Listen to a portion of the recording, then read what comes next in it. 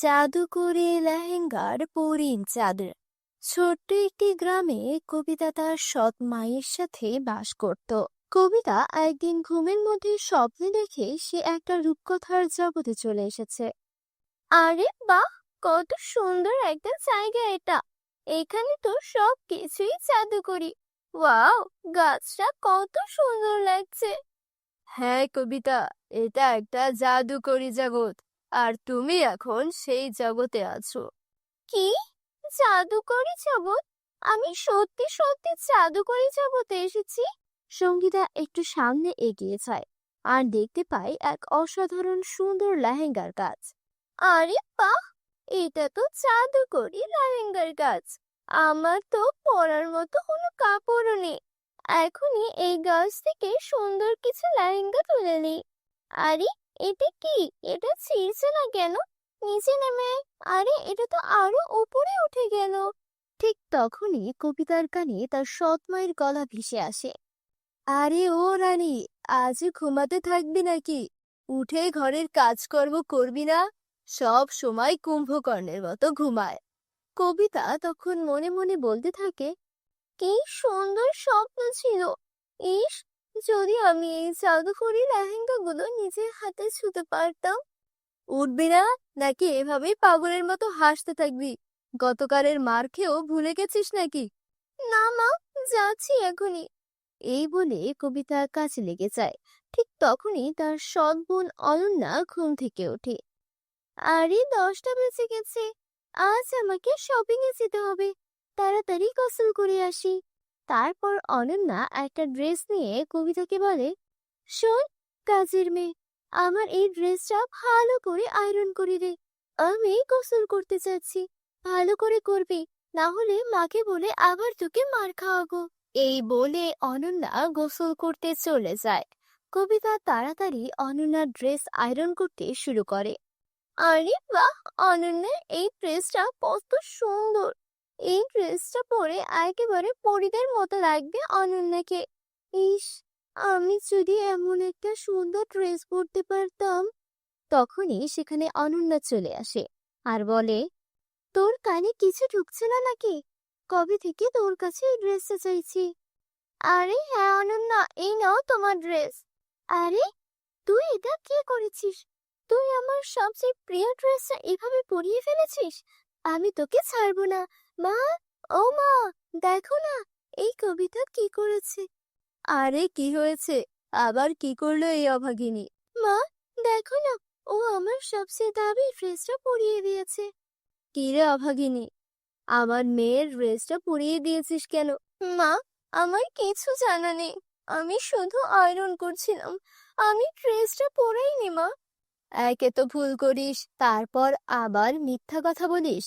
দেখছি তোর জিভ অনেক বেশি চলছে। দাঁড়া, তোকে এখনই দেখাচ্ছি। এই বলে সৎমা কামিনী কবিতাকে খুব মারতে থাকে। মা, ও এমনিতেই ঠিক হবে না। যদি ওকে এখনই না তাড়ানো হয়, ভবিষ্যতে আরো বিপদ করবে। ওকে বাড়ি থেকে বের করে দাও। তুই একদম ঠিক বলেছিস। এই মেয়ে কোনো কাজেই আসে না, শুধু খেয়ে খেয়ে যাচ্ছে। চল বের হ আমার বাড়ি থেকে। মা, মা, দয়া করে আমাকে মাফ করে দিন। এই পৃথিবীতে আপনাদের ছাড়া আমার আর কেউ নেই। আমি কোথায় যাব? মা, আপনি যা বলবেন আমি তাই করব।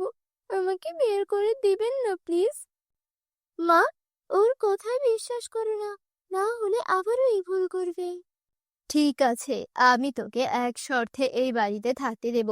তুই বাইরে গিয়ে কাজ করবি, আর নিজের উপার্জনের টাকায় আমার মেয়ের জন্য একদম সেই রকম ড্রেস কিনে আনবি। তখনই আমি তোকে এই বাড়িতে আবার থাকতে দেব।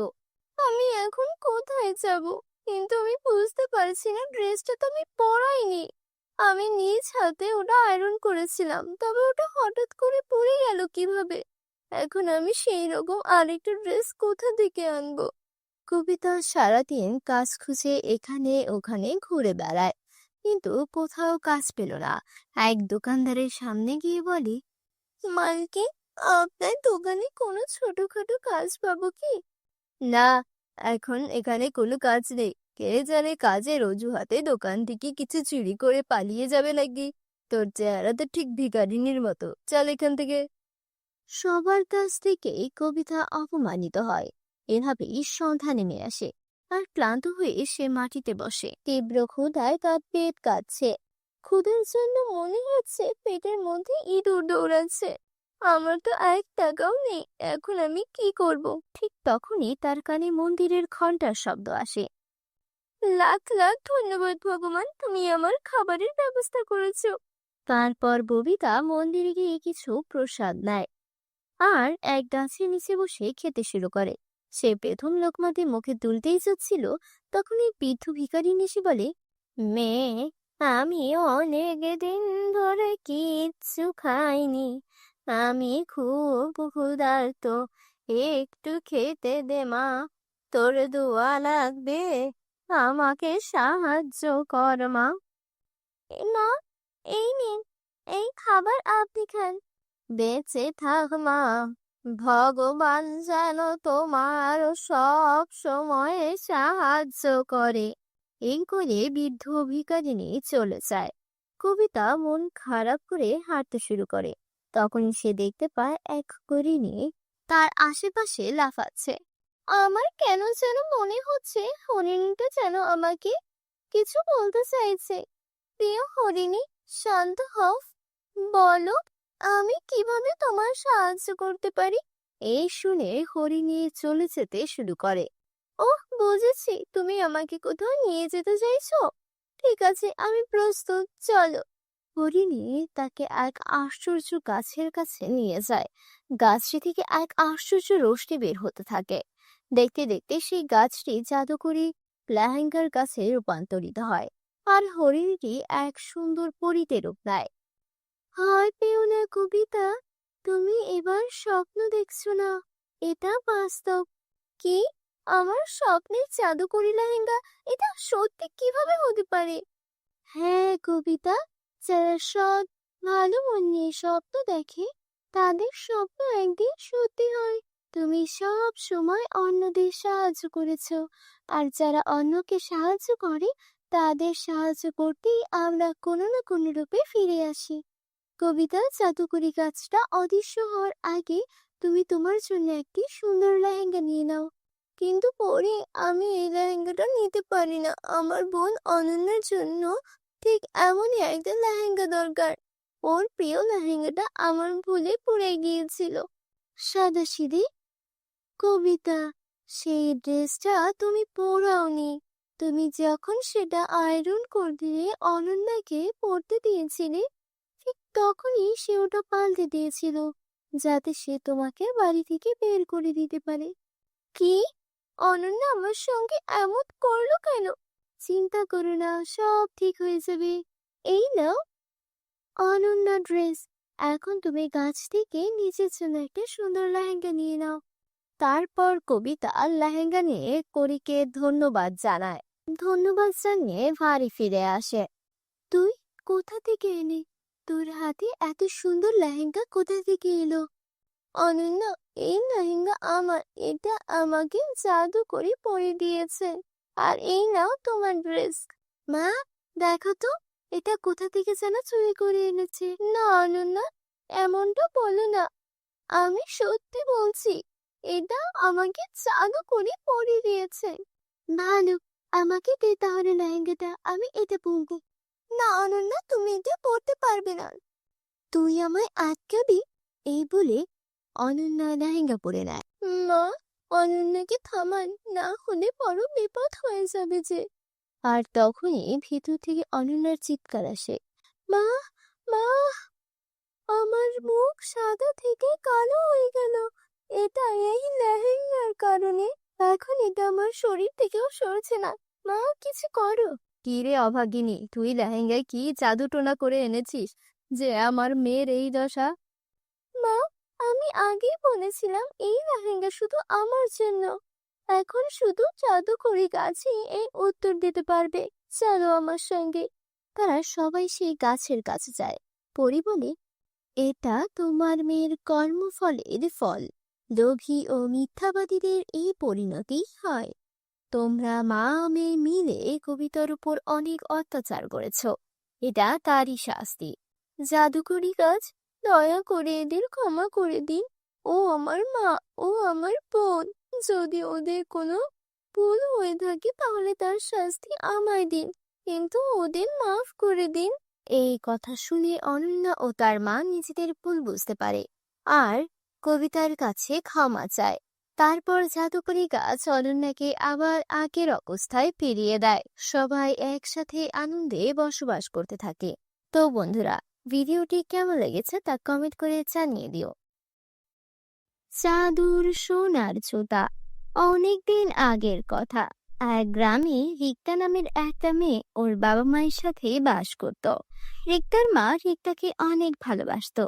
একদিন রিক্তার জন্মদিন ছিল। ওর মা ওর জন্য একটা কেক আনার জন্য গিয়ে রোড অ্যাক্সিডেন্ট হয়ে সেখানেই মারা যায়। রিক্তা তখন অনেক ছোট, তাই ও কিছুই বুঝতে পারে না। আত্মীয় স্বজন এলে তারা সবাই রিক্তার কথা চিন্তা করে রিক্তার বাবাকে আবারও বিয়ে করতে বলে। রিক্তার বাবা কাজল নামের একজন মহিলাকে বিয়ে করে নিয়ে আসেন। মা রিক্তা, বেরিয়ে এসো, দেখো আমি তোমার জন্য কাকে নিয়ে এসেছি। কে বাবা উনি? উনি তোমার মা। বাবা, আমার মা তো এমন দেখতে নয়, তুমি মিথ্যে বলছো। আমার মা দেখতে অন্যরকম, ইনি আমার মা নয়। আরে মামুনি, ইনি তোমার মা। তোমার মায়ের অ্যাক্সিডেন্ট হয়েছিল, তাই তোমার মা দেখতে একটু অন্যরকম হয়ে গেছে। তুমি তোমার মায়ের সঙ্গে এখন থেকে সুন্দর করে মিলেমিশে থাকবে। আচ্ছা বাবা, ঠিক আছে। এই যে মামুনি, এদিকে এসো, আমি তোমার মা হই। এদিকে এসো, তোমার আরেকটা ভাইও আছে, তুমি তোমার ভাইকে দেখবে? হ্যাঁ মা, আমি আমার ভাইকে দেখতে চাই। আচ্ছা, তোমার ভাই একটু হাসপাতালে আছে, একটু অসুখ হয়েছে তো 2 দিন পর আসবে। রিক্তার বাবার সামনে রিক্তার সৎ মা কাজল রিক্তার সঙ্গে ভালো আচরণ করত। ওকে মজার মজার খাবার রান্না করে খাওয়াতো। ওকে একদম নিজের মেয়ের মতোই ভালোবাসতো। 2 দিন পর রাজু আসে রিক্তাদের বাড়িতে। রাজু এসে রিক্তার সঙ্গে খারাপ আচরণ করতে শুরু করে। এই যে খেলনাটা আমাকে দে, এটা আমি চালাবো। কেন? এটা তো বাবা আমাকে কিনে দিয়েছে, এটা তুমি কেন চালাবে? এটা আমার গাড়ি। না, এটা আমার গাড়ি, আমাকে দে, আমি এই গাড়ি চালাবো, দে বলছি, দে। দুই ভাই বোনের মধ্যে গাড়ি নিয়ে টানাটানি শুরু হয়। বন্ধুরা, তোমরা যারা যারা গল্পটি দেখছো এখনই তোমাদের নাম কমেন্টে লিখে জানাও। তখন সেখানে রিক্তার বাবা চলে আসে। কি হচ্ছে এখানে? তোমরা এমন মারামারি করছো কেন? বাবা দেখো, এই গাড়িটা আমার, তারপর রাজু ভাইয়া আমার থেকে গাড়িটা কেড়ে নিতে চাইছে। আচ্ছা ঠিক আছে মাবুরি, রাজু যেহেতু চাইছে গাড়িটা তুমি ওকে দিয়ে দাও, আমি তোমাকে একটা নতুন গাড়ি কিনে দিব। আচ্ছা বাবা, ঠিক আছে। তার কয়েকদিন পর শহরে একটা বড় কাজের উদ্দেশ্যে রিক্তার বাবার বাইরে যেতে হয়। যাওয়ার আগে সে রিক্তাকে ও তার মাকে ডেকে বলে, শোনো মামুনি, তুমি তোমার মায়ের কাছে থাকবে, আমি তোমার জন্য টাকা পাঠাবো, আর তোমার যা খেতে ইচ্ছে করবে সব তোমার মা তোমাকে বানিয়ে দিবে। তোমার মায়ের সঙ্গে থাকতে তোমার কোনো অসুবিধা হবে না তো? না বাবা, মা তো আমাকে অনেক ভালোবাসে, আমার কোনো অসুবিধা হবে না। আরে, তুমি এত চিন্তা করছো কেন? তুমি নিশ্চিন্তে কাজে যাও, আমি আমার মেয়েকে আদরেই রাখবো, তুমি নিশ্চিন্তে থাকতে পারো। যাও, মন দিয়ে কাজ করবে। এরপর রিক্তার বাবা শহরে কাছে চলে যায়। উনি যাওয়ার পরপরই কাজল তার আসল রূপ দেখাতে শুরু করে। এই রিক্তার বাচ্চা, রিক্তা, ঘুম থেকে উঠিসনি এখনো? তাড়াতাড়ি এদিকে আয়। কি ব্যাপার মা, আজকে মতন এমন করছি কেন? যাই তো দেখি। হ্যাঁ মা, বলো, কি হয়েছে? চা, আমার জন্য চা বানিয়ে নিয়ে আয়। মা, আমি তো কখনো রান্নাঘরেই যাইনি, আমি কি করে চা বানাবো? রান্নাঘরে যাসনি, এখন যাবি? যা বলছি তাই কর। আচ্ছা ঠিক আছে মা, যাচ্ছি। তারপর রিক্তা ওর ছোট ছোট হাতগুলো দিয়ে মায়ের জন্য চা বানিয়ে নিয়ে আসে। আরে বাহ, তোর হাতের চা তো খুব মজার হয়েছে। আজকে থেকে সব চা তুই বানাবি। তোর কাজ ছিল আমাকে 3 বেলা চা করে দেওয়া। রিক্তা ওর মা যা বলতো তাই শুনতো, কিন্তু সৎ মা রিক্তার উপর অনেক অত্যাচার করত। আর ধীরে ধীরে বাড়ির সব কাজ রিক্তাকে দিয়ে করাতে শুরু করে। রিক্তাকে ঠিকমতো 2 বেলা খাবারও খেতে দিত না। একদিন রিক্তা কাঁদতে কাঁদতে ঘরে এসে ঘুমিয়ে পড়লো। তখন স্বপ্নে ওর আপন মা এসে ওকে দেখা দিল। তার সাথে ইশারা করে একটা বাক্স দেখালো। রিক্তা ঘুম থেকে উঠে খাটের নিচ থেকে সেই বাক্সটা বের করলো আর দেখলো সেখানে অনেক সুন্দর একটা সোনালী রঙের জুতা রাখা আছে। মা, আমাকে স্বপ্নে এই জুতাটাই দেখাচ্ছিল। নিশ্চয়ই এটা কোনো বিশেষ জুতা হবে। এটা পরে দেখি তো। তারপর রিক্তা ওই জুতোটি পরে বাড়ির সব কাজ করতে রাখলো। অন্যান্য দিনের তুলনায় আজকে সব কাজ ও খুবই দ্রুত করে ফেললো। আরে বাহ, আজকে সব কাজ কত তাড়াতাড়ি করে ফেললাম। সবকিছু মায়েরই চাদর জুতার যেন হয়েছে। আমি বুঝতে পেরেছি, ইনি যে আছেন ইনি আমার আপন মা নয়, আমার স্বপ্নে যিনি এসেছিলেন তিনিই হলেন আমার আপন মা। এরপর থেকে রিক্তা যে কোনো কাজ অনেক দ্রুত করে ফেলতো। আর মায়ের দেওয়া চাদর জুতার সাহায্যে ও এখন একটু আরামে দিন কাটাচ্ছিল। 2 দিন পর ওর বাবা শহর থেকে বাড়িতে আসে। কোথায় আমার রিক্তা মামুনি, দেখো তোমার জন্য কতগুলো খেলনা এনেছি। রিক্তা, তোমাকে এত চিকন লাগছে কেন মামুনি? আরে বলো না, তোমার মেয়ে সারাদিন রোদে রোদে ঘুরে বেড়ায় আর টই টই করে খেলাধুলা করে। আমি বলি একটু নিয়ম করে খেতে, হ্যাঁ তুমি খেতে চায় না। আমি চলে এসেছি, এখন আমার মামুনি আমার সঙ্গে বসে খাবে। আমার মামুনি এত চিকন হলে চলবে? রিক্তার বাবা এসেছে দেখে তার সৎ মা কাজল রিক্তার সঙ্গে ভালো আচরণ করতে শুরু করলো। এদিকে রিক্তার বাবা যখন রাতে ঘুমাচ্ছিল তখন তার আগের স্ত্রী তার স্বপ্নে আসে। তুমি এখানে ঘুমাচ্ছ? তুমি জানো আমাদের মেয়ের উপর তোমার নতুন স্ত্রী কত অত্যাচার করে? একটু চোখ কান খুলো, দেখো মেয়েটার উপর নজর রাখো। রিক্তার বাবার ঘুম ভেঙে গেল। এর পরদিন থেকে সে লুকিয়ে লুকিয়ে তার মেয়ের উপর নজর রাখতে লাগলো। সে লুকিয়ে দেখলো সৎমা কাজল রিক্তাকে জোরে জোরে থাপ্পড় দিচ্ছে আর ঘরের কাজ করাচ্ছে। তখনই সে ঘরের মধ্যে প্রবেশ করলো। আমি তোমাকে বিশ্বাস করে বিয়ে করে এনেছিলাম, আর তুমি কিনা আমার মেয়ের উপর এমন অত্যাচার করো। বেরিয়ে যাও, এক্ষুনি ঘর থেকে বেরিয়ে যাও, বেরিয়ে যাও বলছি। আমাকে ক্ষমা করে দাও, আমার ছেলেটার কথা চিন্তা করো। আমার ছেলেকে নিয়ে আমি কোথায় যাব? তোমার ছেলের কথা আমি চিন্তা করব? তুমি আমার মেয়ের কথা চিন্তা করেছিলে? আমার ভুল হয়ে গেছে, আমি সত্যি মানামির কলঙ্ক। আমি তোমার মেয়ের সঙ্গে অনেক অন্যায় করেছি। রিক্তা ও সৎ মায়ের প্রতি অনেক মায়া হলো। বাবা, মা তো ক্ষমা চেয়েছে, মা মায়ের ভুল বুঝতে পেরেছে। আমি আমার এক মাকে হারিয়েছি, এই মাকে আর হারাতে চাই না। মাকে আমাদের সঙ্গেই থাকতে দাও। সৎ মা নিজের ভুল বুঝতে পারলো। এরপর সে আর কখনো রিক্তার সঙ্গে খারাপ আচরণ করেনি। তারা সবাই মিলেমিশে বসবাস করতে লাগলো। তো বন্ধুরা, কেমন লাগলো তোমাদের কাছে আজকের এই গল্পটি? কমেন্ট করে জানিয়ে দিও। পরিদের জাদুর ফুলের গাছ। আজ বনে একটিও ফুল দেখা যাচ্ছে না। মনে হচ্ছে মিতালির মেয়ে আবার আমাদের সামনে এসে সব ফুল তুলে নিয়েছে। দিদি, আমরা এখন কি করব? যদি আমরা ফুল না পাই তাহলে বাজারে কি বিক্রি করব? মনে হচ্ছে আজও আমাদের ক্ষুধার্ত ঘুমাতে হবে। দিদি চলো একটু এগিয়ে যাই, হতে পারে এমন কিছু গাছ বাকি আছে যেখানে ফুল ফুটেছে। চলো না দিদি, যাই। বন্ধুরা, তোমরা যারা যারা গল্পটি দেখছো তোমাদের নাম কমেন্ট করে জানাও। আমরা পরবর্তী গল্প তোমাদের নাম দিয়ে বানাবো। আর তোমরা অবশ্যই ভিডিওটিতে লাইক করে চ্যানেলটিকে সাবস্ক্রাইব করে দাও। দুই বোনই ফুলের খোঁজে বনের মধ্যে এগিয়ে যেতে থাকে। ধীরে ধীরে তারা দুজনে ঘন বনের সেই অংশে পৌঁছায় যেখানে কোনো সাধারণ মানুষ যেতে সাহস করে উঠতে পারে না। হঠাৎ তারা একটা হালকা আভা দেখতে পায়। ওখানে দেখো, কিছু একটা জ্বলছে। হ্যাঁ দিদি, এটা একটা সিঁড়ির মতো দেখাচ্ছে। এটা খুব সুন্দর। চলো দিদি যাই, ওখানে আমরা কাছে গিয়ে দেখি। চলো না দিদি। না, আমার এখানে ভালো লাগছে না। এই জঙ্গলে কেউ আসে না বা যায়ও না, এবং এই উজ্জ্বল সিঁড়িটি অবশ্যই কোনো না কোনো জাদু। চলো এখান থেকে ফিরে যাই, আমার এখানে ভয় করছে। প্লিজ দিদি, একবার গিয়ে দেখি। আমরা তো কিছু করব না, আমরা শুধু দেখবো এবং ফিরে আসবো। প্লিজ দিদি, প্লিজ রাজি হও, প্লিজ যাই না ওখানে। অবশেষে রিমা রাজি হয় এবং দুই বোন ধীরে ধীরে উজ্জ্বল সিঁড়ির দিকে এগিয়ে যায়। কাছে পৌঁছানোর সাথে সাথে তারা দুজনেই অবাক হয়ে যায়। সেই সিঁড়িটি আকাশের দিকে বাতাসে উপরে উঠছিল, এবং তাও স্বপ্নের মতো জ্বলন্ত আলো দিয়ে তৈরি। সেই সিঁড়ি থেকে একটি দুর্দান্ত আলো বেরিয়ে আসছিল। এটা সত্যি আকাশে উপরে উঠছে, কিন্তু এটি কোথায় যাচ্ছে? তারা দুজনেই এই কথা ভাবছিল। হঠাৎ তাদের কানে পায়েলের শব্দ প্রতিধ্বনিত হয়। মনে হচ্ছে কেউ আসছে, তাড়াতাড়ি এসো। দেখো, এখানে সেই প্রাসাদটি দেখা যাচ্ছে। চলো আমরা সেই প্রাসাদের বাগানে লুকিয়ে থাকি, কেউ আমাদের দেখবে না। হ্যাঁ দিদি, তাড়াতাড়ি এসো। চলো আমরা ওই প্রাসাদের পেছনে যাই। তারা দুই বোন প্রাসাদের কাছে বাগানে গিয়ে একটি বড় গোলাপ গাছের আড়ালে লুকিয়ে পড়ল।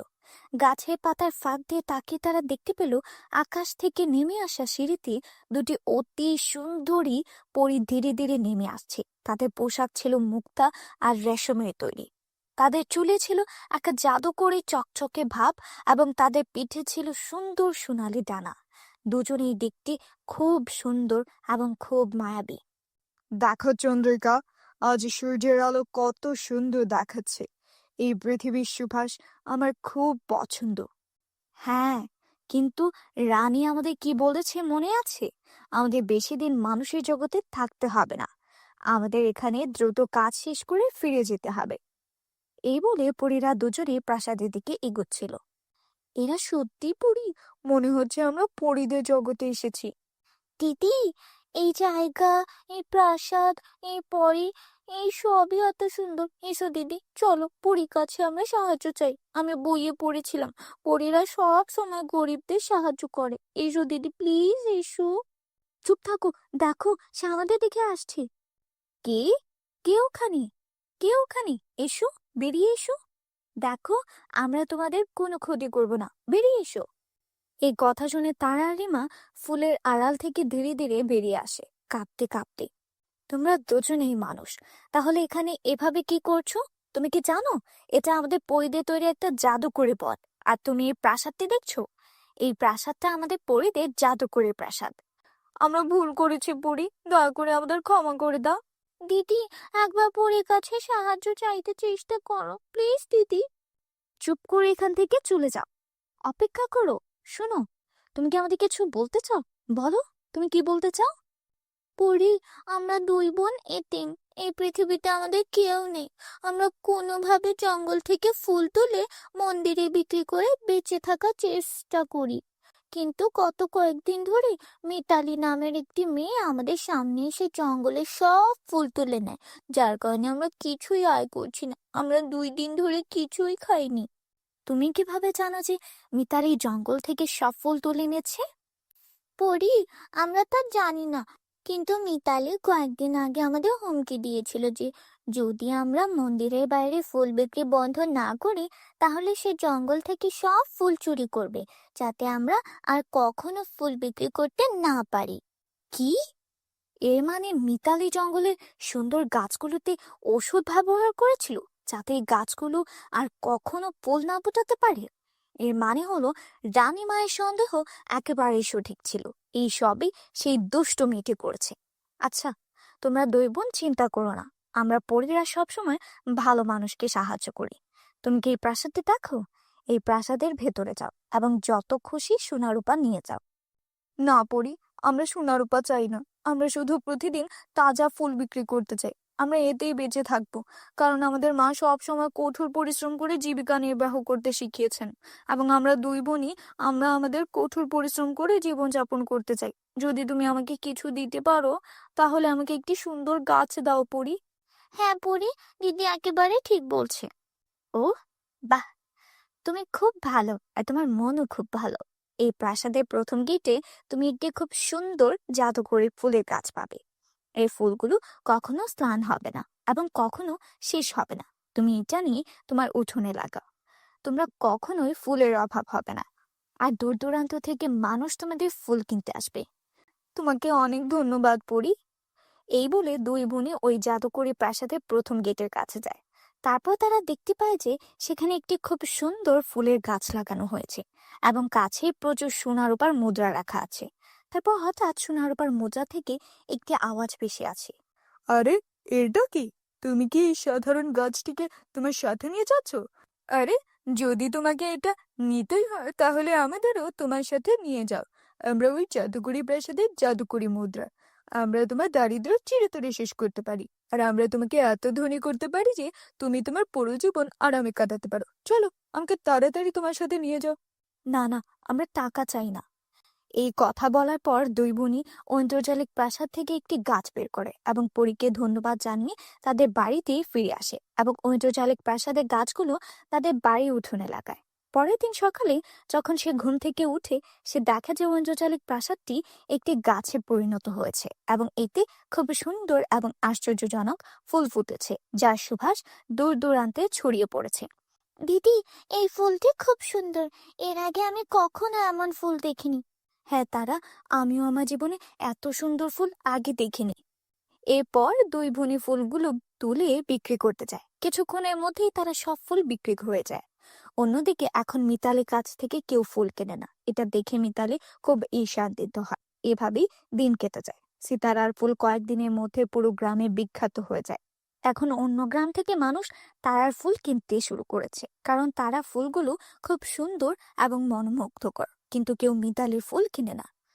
রিমা এবং তারার ফুলের মধ্যে এত বিশেষ কি যে সবাই তার কাছে ফুল কিনে? সেই আশ্চর্যজনক ফুলের গাছটি কোথা থেকে পেলো? আমাকে খুঁজে বের করতে হবে। তারপর মিতালি রিমাকে সেই ফুল সম্পর্কে সবকিছু প্রকাশ করতে বাধ্য করে। তাই এইসব ঘটছে পরিজাদুর প্রাসাদের ফুলের কারণে। আমাকে সেখানে যেতে হবে এবং একই রকম একটি গাছ আনতে হবে। এই ভেবে মিতালি ও পরিজগতে নির্মিত জাদুর প্রাসাদে পৌঁছে যায় এবং সে সরাসরি জাদুর প্রাসাদে প্রবেশ করে। বাহ! সেই বুকারিমা বলেছিল যে আমি এখানে একটি ফুলের গাছ পাবো, কিন্তু এখানে প্রচুর সোনা এবং রূপা আছে। আমি এখান থেকে সমস্ত সোনা এবং রূপা নিব এবং এই পৃথিবীর সবচেয়ে ধনী ব্যক্তি হয়ে উঠবো। কেউ এখানে আসার আগে আমি দ্রুত সমস্ত সোনা এবং রূপা সংগ্রহ করে চলে যাই, কেউ দেখবে না। এরপর মিতালি সব সোনা রূপা একটা বস্তায় ভরে সেখান থেকে চলে যাওয়ার জন্য প্রস্তুত হয়। ঠিক তখনই সেই দুটি জাদুকরি পরী সেখানে চলে আসে এবং পরীরা বলতে থাকে, তাহলে তুমি সেই দুষ্ট ব্যক্তি যে তার ঈর্ষা এবং হিংসার বশে এই বনের নিষ্পাপ ফুলের উপর রাসায়নিক ঢেলে দিয়েছিলে, যাতে সেগুলোতে আর ফুল না ফুটে কোনোদিনও, তাই না? তুমি সেই ব্যক্তি না? এবং এখন তুমি আমাদের অনুমতি ছাড়াই আমাদের জাদুকরি প্রাসাদে প্রবেশ করেছো এবং প্রাসাদ থেকে সোনা রূপা নিচ্ছ। এই জন্য তোমাকে অনেক বড় শাস্তি দেওয়া হবে। সেই শাস্তি তোমাকে মাথা পেতে নিতে হবে। এই বলে পরি মিতালিকে বানরে পরিণত করে। এটাই তোমার কৃতকর্মের শাস্তি। এখন থেকে তুমি পুরো 1 মাস ধরে এই বনে বানরের মতো এখানে সেখানে ইচ্ছা মতো ঘুরে বেড়াবে। এটাই তোমার সমস্ত রূপের শাস্তি। তোমাকে এই শাস্তি ভোগ করতেই হবে। তবেই তুমি বুঝতে পারবে বিনা কারণে কাউকে কষ্ট দেওয়ার শাস্তি কি। মানুষকে কষ্ট দেওয়ার ফল তুমি এই শাস্তির মাধ্যমে টের পাবে। বন্ধুরা, তোমরা যারা যারা এখনো চ্যানেলটিকে সাবস্ক্রাইব করোনি, প্লিজ আমাদের এই চ্যানেলটিকে সাবস্ক্রাইব করে নাও। আর অবশ্যই ভিডিওটি ভালো লাগলে লাইক এবং কমেন্ট করো। জাদুকরি 3 বই। মিতা এবং সন্ধ্যা তাদের বাবা মায়ের সাথে কিষানপুর নামক একটি ছোট্ট গ্রামে থাকতেন। মিতা এবং সন্ধ্যার বাবা মা গ্রামের একটি ছোট্ট কারখানায় কাজ করতেন। তারা খুবই দরিদ্র ছিলেন, তাই স্বামী স্ত্রী উভয়কেই ঘরের বাইরে কাজ করতে হতো, যাতে তারা মিতা এবং সন্ধ্যাকে ভালোভাবে লালন পালন করার জন্য পর্যাপ্ত অর্থ উপার্জন করতে পারে। একদিন স্বামী স্ত্রী উভয়ই কাজ করতে যাচ্ছিলেন। এমন সময় হঠাৎ একটি বিশাল ট্রাক তাদের ধাক্কা দেয়। সংঘর্ষটি খুব জোরালো ছিল এবং এর ফলে স্বামী স্ত্রী উভয়ই গুরুতর আহত হন। মিতা এবং সন্ধ্যার বাবা ঘটনাস্থলেই মারা যান, কিন্তু তাদের মায়ের নিঃশ্বাস তখনও তার শরীর আটকে ছিল। মিতা এবং সন্ধ্যা যখন এই সব জানতে পারে, তখন দুই বোনই দ্রুত ঘটনাস্থলে পৌঁছায়। মা, বাবা, কি হয়েছে? তোমরা আমাদের এভাবে ছেড়ে যেতে পারো না। তোমাদের ছাড়া আমি কিভাবে বাঁচবো? তারপর মিতার মা মিতা এবং সন্ধ্যাকে ইশারায় ডেকে বলেন, মা, আমাদের ক্ষমা করো। আমরা দুজনেই তোমাদের ভালো জীবন দিতে চেয়েছিলাম, কিন্তু ঈশ্বরের হয়তো অন্য কিছু ইচ্ছা আছে। কিন্তু হ্যাঁ, আমরা চলে যাওয়ার পর তোমার কোনো সমস্যা হওয়ার কথা নয়। তাহলে তোমাদের মামার বাড়িতে যাওয়া উচিত। তোমার মামা খুব ভালো, তিনি তোমাদের যত্ন নেবেন। আমার আশীর্বাদ তোমাদের দুজনের সাথেই আছে। ঈশ্বর তোমাদের সবসময় সুখে রাখুন। এই বলে মিতা এবং সন্ধ্যার মাও মারা যান। দুই বোনই তাদের ভাগ্যের জন্য অনেক কাঁদে এবং তারপরও কোনোভাবে অন্যদের সাহায্যে তারা তাদের বাবা মায়ের শেষকৃত্য করে এবং তাদের বাড়িতে আসে। বন্ধুরা, তোমরা যারা যারা গল্পটি দেখছো, তোমাদের নাম কমেন্টে লিখে জানাও, কারণ তোমাদের নাম দিয়ে তৈরি হবে আমাদের পরবর্তী কার্টুন ভিডিও। দিদি, কি হয়েছে? বাবা মা ছাড়া আমরা কিভাবে বাঁচবো? আমি যদি তাদের সাথে মারা যেতাম তাহলেই ভালো হতো। সন্ধ্যা মা চেয়েছিলেন আমাদের চোখের যেন জল না আসে, আমাদের যেন কোনো সমস্যা না হয়। তাই তাদের আত্মার শান্তির জন্য আমাদের খুশি থাকতে হবে এবং এখন আমাদের মামার বাড়ি যেতে হবে। এরপরে দুজনেই তাদের জিনিসপত্র একটি ব্যাগে ভরে তাদের মামার বাড়ি চলে যায়। দুই বোনই তাদের মামার বাড়ি যাচ্ছিল। পথে তারা বিভিন্ন রঙের 3টি বই দেখতে পায়। একটি বই সবুজ, একটি নীল এবং একটি লাল। 3টি বই খুব নতুন এবং সুন্দর দেখাচ্ছিল। দিদি, এই দেখো, এই 3টি বই রাস্তায় এভাবে পড়ে আছে। মনে হচ্ছে কেউ এখানে রেখে গেছে। যাই হোক, এই বইগুলো দেখতে খুবই ব্র্যান্ডেড। তাদের দাম নিশ্চয়ই খুব বেশি, তাই না? হ্যাঁ, তুমি একেবারে ঠিক বলেছ। 3টি বই খুব নতুন এবং ব্র্যান্ডেড দেখাচ্ছে। আমি জানি না এগুলি কার, কে এখানে এগুলো রেখে গেছে। দিদি, এখানে কেউ দেখা যাচ্ছে না। আমরা এই 3টি বই আমাদের ব্যাগে রাখি। না সন্ধ্যা, এটা করা পাপ, কিন্তু হ্যাঁ, তুমিও ঠিক বলেছো। যদি এই বইগুলো এখানে এভাবে পড়ে থাকে তাহলে কোনো চোর এখান থেকে অবশ্যই চুরি করে নিয়ে যাবে। আমরা এগুলো আমাদের সাথে নিয়ে যাচ্ছি। কে জানে, তাদের মালিক হয়তো এগুলো খুঁজে পেয়েছে। এরপর মিতা তার ব্যাগে 3টি বই রাখে, কিন্তু দুই বোনই জানতো না যে ওই 3টি বই সাধারণ বই নয়, বরং তাদের কাছে জাদুকরি বই আছে। কিছুক্ষণের মধ্যেই দুই বোনই তাদের মামার বাড়িতে পৌঁছে যায়। তাদের মামার কাছে সবকিছু খুলে বলে। তার বোনের মৃত্যুর সংবাদ শুনে তার মামার খুবই খারাপ লাগে। সে খুব কাঁদে। আমি এখনো বিশ্বাস করতে পারছি না যে দিদি আমাদের ছেড়ে চলে গেছে। কিন্তু তোমরা দুজনেই চিন্তা করো না, দিদি আমাকে তোমাদের দায়িত্ব দিয়েছে। আমি তোমাদের দুজনেরই ভালো যত্ন নেব। তোমরা আমার মেয়ে দিবার মতো ভালো জীবনযাপন করবে। ধন্যবাদ মামা, হয়তো সেই কারণেই মা তোমার কাছে আসতে বলেছে। তারপরে মামি বলেন, হ্যাঁ, তোমার মা মনে করেন যে এই বাড়িটি কোনো ঘর নয়, একটি এতিমখানা। তাই তিনি তোমাদের সবাইকে এখানে পাঠিয়েছে। তোমার জিভ নিয়ন্ত্রণ করো। তুমি আমার মৃত বোনের কথা বলছো। আর হ্যাঁ, এখান থেকে মিতা আর সন্ধ্যা কোথাও যাবে না। তুমি এখানেই থাকবে। আমি কাল সন্ধ্যায় শহরে যাচ্ছি, কিন্তু তোমাকে তাদের দুজনেরই ভালো করে যত্ন নিতে হবে। আমি চাই না দিদি চলে যাওয়ার পর তাদের কোনো সমস্যা হোক। সেই সময় মিতা সন্ধ্যার মামি অর্থাৎ মোহিনী কিছু বলেন না, কিন্তু তার স্বামী চলে যাওয়ার পর তিনি দুই বোনকে তার ঘরে ডেকে বলেন, তোমরা দুজনেই মনোযোগ দিয়ে শোনো। এটা কোনো এতিমখানা নয় যেখানে তোমরা মাথা উঁচু করে এসেছো। এখানে থাকতে চাইলে তোমাদের কাজ করতে হবে। তোমাদের দুই বোনকে সকালের নাস্তা থেকে শুরু করে রাতের খাবার, কাপড়, বাসনপত্র এবং ঘর পরিষ্কার পরিচ্ছন্নতা পর্যন্ত ঘরের সমস্ত কাজ করতে হবে। তোমাদের দুই বোনকে রান্নাঘরের দেখাশোনা করতে হবে। মিতা রান্না করবে আর ঘর পরিষ্কার করবে তোমার ছোট বোন। চিন্তা করো না মামি, আমি একাই সব কাজ করতে পারবো। সন্ধ্যা এখনো ছোট, সে এত কাজ করতে পারবে না। সে ঘরের কাজকর্মও জানে না। সে খাবার খেতে জানে, ঠিক যেভাবে খায় সেও একইভাবে কাজ করবে। তার মামার স্বভাব থেকে দুই বোনই ভেবেছিল যে তারা ভালোভাবে জীবনযাপন করতে পারবে, কিন্তু যা হয় তার ঠিক বিপরীত। দুই বোনই সারের মতো কাজ শুরু করে। দিন শেষ হয় কিন্তু দুই বোনের কাজ শেষ হয় না। কাজ করার সময় সন্ধ্যার হাতে ফোসকা পড়ে। দিদি, দেখো না, আমার হাতে ফোসকা পড়েছে। চলো এখান থেকে চলে যাই দিদি। চলো ফিরে যাই, আমরা আমাদের বাড়িতে থাকবো। সন্ধ্যা, এই বাড়িটা আমাদের নয়। এই বাড়িটা ভাড়া বাড়ি। ওই বাড়িতে থাকতে হলে আমাদের ভাড়া দিতে হবে, যা আমাদের নেই। তাই বাধ্য হয়ে এখানেই থাকতে হবে। সারাদিন কাজ করার পর দুই বোনই ক্লান্ত হয়ে তাদের ঘরে যায়। সেখানে মিতা সন্ধ্যাকে বসিয়ে মোহিনীর কাছে খাবার আনতে আসে। মামি, তুমি বলেছিলে সারাদিন কাজ করার পর তুমি আমাদের খাবার দেবে। আমরা দুজনেই খুব ক্ষুধার্ত। আমরা দুজনেই সকাল থেকে কিচ্ছু খাইনি। দয়া করে আমাদের খাবার দাও। এখানে অপেক্ষা কর, আমি এখনই এনে দিচ্ছি। এই বলে মোহিনী রান্নাঘরে যায় আর 2 দিনের পুরনো বাসি রুটি এবং একটি পেঁয়াজ নিয়ে আসে এবং দুই বোনের হাতে তুলে দেয়। মামি, এটা কি? তুমি কি দেখতে পাচ্ছ না? এটা খাবার। কিন্তু মামি, এটা তো বাসি রুটি আর পেঁয়াজ। আমরা এটা কিভাবে খাবো? আর যাই হোক, সন্ধ্যা শুধু শুকনো খাবার কিনে খেতে পারে। যদি তোমার কাছে সবজি না থাকে তাহলে আমাকে 1 গ্লাস দুধ দাও। আমি ওকে দুধের সাথে রুটি খাওয়াবো। তুমি কি করে মনে করো এই বাড়িটা একটা হোটেল? আমি তোমাকে দুধ, রুটি সবকিছু দেব। তোমাকে যা দেওয়া হবে তা খেয়েই তোমাদের বেঁচে থাকা উচিত। আর তোমার বোন রাজকন্যা নয়। বেচারা মিতা আর কিছু বলে না। দিদি, এটা কেমন পশুর মতো খাবার? মামি সারা দিন আমাদের এত কাজ করে এটা খেতে দিল। আমার মনে হচ্ছে আমাদের ভাগ্য ফুরিয়ে গেছে, তাই আমাদের সাথেই এইসব হচ্ছে। তারপর পথে যাওয়া বই থেকে একটা শব্দ ভেসে আসে, কিন্তু এখন তোমার ভাগ্য বদলে যাবে। আরে, এই শব্দ কোথা থেকে এলো? দুই বোনই পিছনে ফিরে তাকায় এবং তাদের পিছনে ওই তিনটি জাদুর বই দেখতে পায়।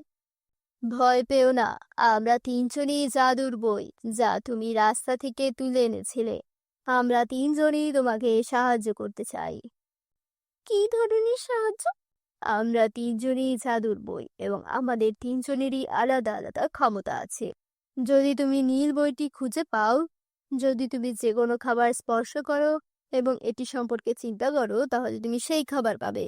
যদি তুমি সবুজ বইটি স্পর্শ করো এবং যে কোনো পরিমাণ সম্পর্কে চিন্তা করো, তাহলে তুমি সেই পরিমাণ পাবে। আর যদি তুমি আমাকে স্পর্শ করো, তুমি যাই ভাবো তাই বিপরীত ঘটবে। তাই তোমাকে আমাকে সাবধানে ব্যবহার করতে হবে।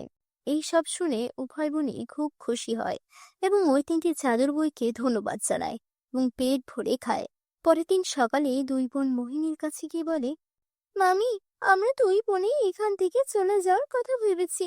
আমরা দু বোনই আর তোমার উপর বোঝা হতে চাই না। ভালোই হয়েছে, তাড়াতাড়ি এই বাড়ি ছেড়ে চলে যাও। দুই বোনই তাদের সমস্ত জিনিসপত্র এবং তিনটি জাদুর বই নিয়ে সেখান থেকে চলে যায়। সে চলে যায় এবং তারপরেই সেই তিনটি বইয়ের সাহায্যে সে একটি খুব বড় বাড়ি তৈরি করে এবং একটি ভালো জীবনযাপন শুরু করে। বন্ধুরা, যদি তোমাদের আমাদের এই গল্পটি ভালো লেগে থাকে তাহলে অবশ্যই তোমাদের বন্ধুদের সাথে শেয়ার করো।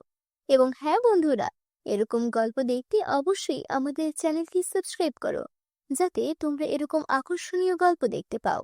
আমি আবার তোমাদের সাথে নতুন কিছু গল্প নিয়ে দেখা করব। দেখা হচ্ছে পরবর্তী কোনো ভিডিওতে।